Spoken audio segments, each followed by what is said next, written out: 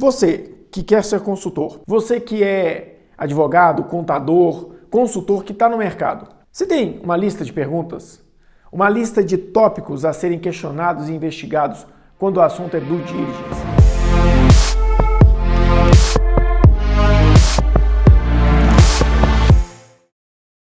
Entendido os tipos empresariais de sócio único, vamos dizer assim, a gente passa para sociedades empresariais.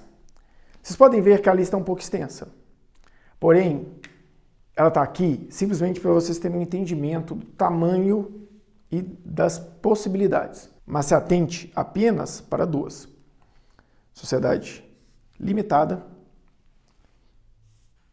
sociedade anônima.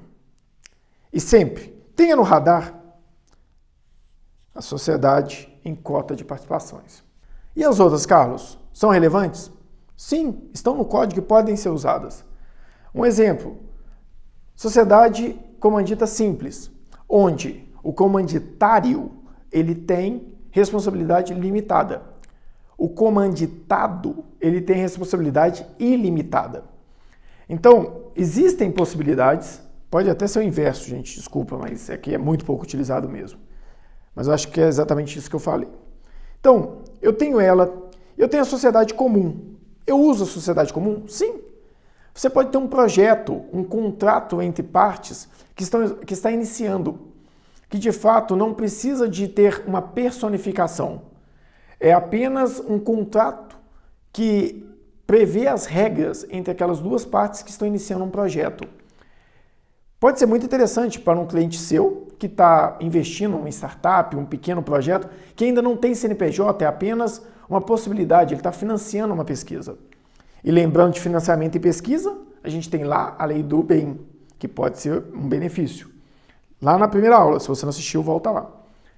A sociedade comum, ela pode ser útil para um cliente que quer financiar um projeto, mas não quer abrir uma sociedade, não quer fazer uma sociedade em conta de participação, não quer abrir uma empresa de fato.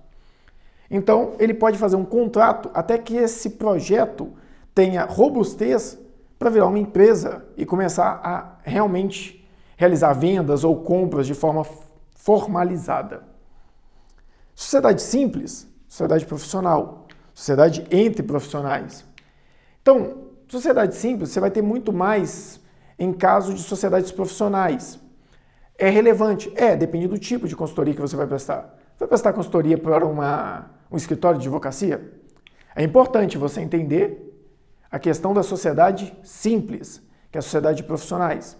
É importante você entender que a sociedade simples tem uma tributação diferente para o ISS, quando você opta por uma sociedade desse modelo, e que pode ser uma redução tributária. Para vocês terem uma ideia, eu acabei de sair de uma reunião e vim aqui gravar, onde eu estava fazendo um planejamento tributário de um advogado que está iniciando um projeto em um escritório, porque ele fechou um grande contrato, ele está estruturando o seu escritório agora, ele não era nem MEI antes, né? Ele não era nenhum tipo de sociedade, e agora ele já precisa de um planejamento tributário para saber se de fato ele vai ficar como uma sociedade simples e o ISS por profissional, ou se ele vai ficar como um modelo tradicional, sem trabalhar com ISS por profissional, trabalhando ISS por alíquota tradicional. Então, isso é relevante, entender esses tipos societários. Também tem material que vai estar disponível. Gente, faça a inscrição, deixe o e-mail lá para vocês receberem as apostilas. Essa inscrição não é a mesma inscrição do curso. É uma inscrição para quem tem interesse em evoluir dentro desse conhecimento e receber todo o material, indiferente se é do curso ou não. Então, vamos para os tipos de sociedades mais relevantes. Sociedade limitada, sociedade anônima e sociedade por conta e participação. Sendo que são as sociedades onde está limitado a responsabilidade do sócio no capital social. Aqui na sociedade em conta de participação, está limitado em alguns casos sobre o valor do sócio ostensivo. Agora, onde que esse tipo de sociedade realmente é importante? Esse tipo de sociedade, ele é importante naquilo que a gente chama de joint venture, por exemplo. Sempre que tem uma joint venture, um capital de risco, às vezes o empresário que quer investir no negócio, ele não quer colocar em risco o patrimônio dele, ele não quer o nome da empresa dele envolvido, ele não quer ter nenhum tipo de risco dos impactos deste projeto, desse investimento, causem algum conflito, tenha algum reflexo dentro da empresa dele. Então o que ele faz? Chama a empresa que quer fazer o negócio e abre uma sociedade em conta de participação entre os dois. Eu entro como investidor, coloco dinheiro, você entra com a ideia ou com dinheiro também e a gente faz junto uma sociedade em conta de participação, que inclusive tem tributação própria. É bem interessante em alguns casos de projeto onde a rentabilidade do lucro presumido pode ser interessante. Então, é um cara para colocar no radar por dois motivos. Ele vai ter a sua própria tributação, então isso é relevante. Outro motivo extremamente importante. Ela é importante porque é um projeto à parte. Você pode criar um projeto à parte dos sócios e um projeto à parte das próprias empresas que estão investindo nesse novo negócio, digamos assim. Mas, quando esse assunto aqui é investimento, o importante é saber que você pode buscar novas demandas de mercado, novas demandas de projetos, novas demandas para você como consultor. Porque quando eu falo de projetos de investimento, eu tenho um planejamento societário. Quando eu falo de projetos de investimentos, eu estou falando de inovação. Quando eu falo de inovação, lei do bem. Então, talvez é mais viável, em alguns casos, tratar uma empresa como sociedade em conta de participação, com alguns benefícios. Em outros casos, é mais interessante tratar ela como uma tratar ela pela lei do bem, onde a empresa que está recebendo o investimento pode ter participação dos frutos do resultado, mas a inovação é de uma empresa do lucro real que usa a lei do bem. Se ficou na dúvida, volta lá no vídeo que você vai entender. As outras duas, sociedade limitada e anônima. Mas vamos entrar aqui agora, que vocês viram que quando eu falo de planejamento societário, eu entro em investimento. Se eu entro em investimento, vamos ver uns pontos importantes onde a contabilidade é tratada nesse tipo de negócio, onde a contabilidade impacta em tratativas de investimento. A gente fez aqui um desenho simples de algumas etapas entre o início de uma conversa até o fechamento de um contrato ou de um investimento, a entrada do capital. Qual a primeira etapa? O start, a conversa, o bate-papo entre os interessados, seja por terceiros ou diretamente pelos sócios. Essa parte, ninguém lembra do contador. Ninguém lembra da importância da contabilidade como estratégia no negócio. Porém, logo depois, quando você já teve interesse, vem uma etapa de fazer um NDA, que é um termo de confidencialidade, basicamente. Aqui existe um ponto relevante para os consultores que é válido você ter essa informação e tratar com o seu cliente. Muitos clientes pegam e fazem um NDA com uma multa exorbitante. Porém, o valor da multa não é condizente com o valor tangível do projeto e da informação. O que acontece? Às vezes, as empresas colocam uma multa que, se caso esse acordo for descumprido, não tem o menor sentido. Então, não tem punição, não tem benefício, não tem motivo para esse acordo. Feito isso aqui, eu entro nesse ponto. Esse cara é muito relevante. Due diligence. Quem são as pessoas mais importantes em uma due diligence? Contador e advogado. Contador para passivo tributário, sonegação, contingente trabalhista, contingente tributário, débitos tributários, sonegação de impostos. Tem vários fatores, débitos trabalhistas, que aqui o contador consegue encontrar facilmente. E um advogado, claro, por contratos, por questões de risco.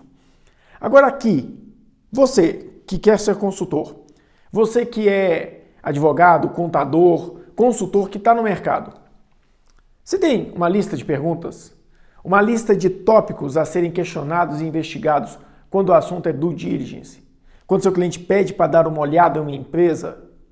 Não tem. Esse daqui é um dos produtos que eu mais vendo na consultoria em todos os anos. É um dos produtos que eu mais vendi na consultoria em todos os anos. Porque sempre que você entra em um cliente, você tem que fazer um diagnóstico do negócio dele, entender como o negócio dele anda. E para não ter que ficar criando perguntas e correndo o risco dos meus consultores esquecerem de validar algum tópico, eu criei um questionário de quase 250 perguntas, 250 tópicos a serem discutidos e que orienta qualquer consultor que está lá na ponta. Você não tem nada disso? Nunca criou? Nunca documentou e estruturou as suas perguntas? Se não, já está passando a hora de fazer isso.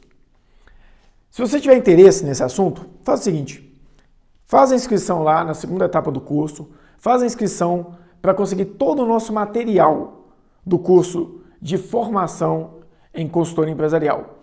Porque tem material que não sai para os leads, porque tem material que não vai para todos os e-mails cadastrados. Às vezes vai para spam, às vezes trava, tem material que a gente não colocou no funil de e-mails para não ficar incomodando as pessoas, enchendo todo mundo de e-mail. Então quem quer ter material disponível, tem que entrar no link que está disponível aqui embaixo ou no Telegram e pegar o nosso material lá. Eu vou disponibilizar um modelo básico com algumas perguntas, só para inspirar vocês em como realizar uma lista, como estruturar um diagnóstico para vocês realizarem due diligence. Feito isso, MOU e estrutura societária. É o termo de interesse que trata as etapas pré-contrato. Aqui a gente fala de valor, aqui a gente fala de estrutura societária, aqui a gente fala dos interesses do sócio, de tudo que eles querem realmente ter como resultado deste projeto, todas as cláusulas pré-contrato, onde as pessoas realmente declaram o seu interesse no negócio. Pensa no tanto que é importante aqui, informações de contabilidade estratégica, informações de valuation, informações de análises de resultado para comparar o resultado esperado com aquilo que realmente vai acontecer. Então aqui, nesse trajeto de atuar e acompanhar um M&A, é muito importante você entender o tanto que é relevante a presença de um contador. Pessoal, nós vamos ficando por aqui. Esse é o penúltimo episódio da nossa série. Eu espero que vocês tenham gostado até aqui. A gente falou de muitas questões mais técnicas, mais estruturadas. Na próxima aula eu vou pegar tudo isso, mas vários assuntos relacionados a finanças, a gestão empresarial. Eu vou pegar todo esse material, vou consolidar e vou conectar a contabilidade estratégica. E vou mostrar para vocês como que vocês podem conhecer outros materiais relacionados a tudo isso que não dá tempo de passar nesse curso. Eu não ia conseguir abrir tudo. A gente tem questões relacionadas a compliance, que vocês viram a importância aqui. Tem diagnóstico, tem valuation. Sim, é muito amplo. Tem planejamento estratégico, tem muito mais coisas para tratar com vocês. Quem segue a gente no YouTube sabe que eu estou colocando muito material lá e eu vou continuar colocando cada vez mais. Tem muita coisa que vocês vão conseguir encontrar lá. E tem coisa que realmente a gente não vai conseguir distribuir assim, e vocês vão ter que procurar formas realmente de encontrar. Na próxima aula eu vou abrir para vocês uma outra possibilidade de um outro treinamento que nós vamos realizar somente para aquelas pessoas que de fato estão interessadas no curso. Para quem quer conhecer mais de consultoria empresarial, para quem quer conhecer de consultoria através da contabilidade estratégica. Pessoas que querem realmente pegar o conhecimento que nós estamos passando no curso e aplicar na prática. Aquelas pessoas, como eu disse em algumas aulas anteriores, que vão pegar uma lista de clientes, anotar e verificar em qual cliente eles podem aplicar pelo menos uma das matérias que nós tratamos aqui. Pelo menos uma das metodologias. E vai tentar aplicar em vários clientes, porque eu garanto que quem fizer isso vai ter resultado financeiro. Vai conseguir remunerar e criar faturamento monetizando o seu tempo e seu conhecimento. Então, se prepara, acompanha aí, não se esqueça, vai estar no mesmo link, você vai ter acesso à aula, eu vou mandar material por e-mail e acompanha lá no nosso Telegram, que nós vamos colocar muito material mesmo lá, a partir de agora. Gente, eu fico por aqui, muito obrigado e não se esqueça, ainda tem mais uma aula onde a gente vai falar muito, mas muito mesmo, de contabilidade estratégica.